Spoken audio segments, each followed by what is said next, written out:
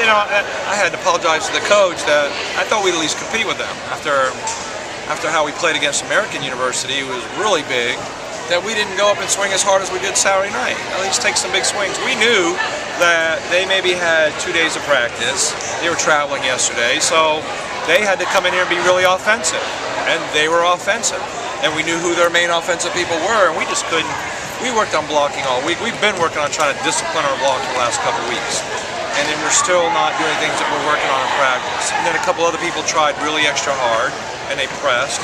And yeah, we're young, and we make some young errors, but we made 15 unforced hitting errors. That's 15 points we gave them.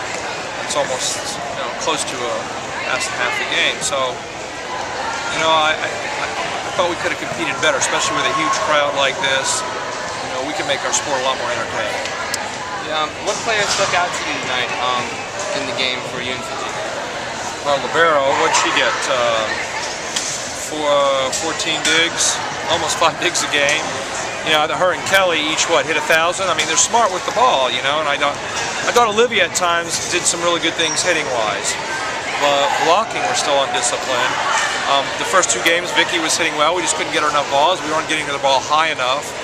A couple of times, Carrion plays really big, but then she wants to pull the ball down, or we don't do smart things out of system. We talked about tipping inside the middle blocker. We knew they were vulnerable there, and we did it once, and we scored a point. We never went back to it. So the things we talk about or work on in practice all week or in our film session, we're not putting to use yet in the game, and that's kind of disappointing.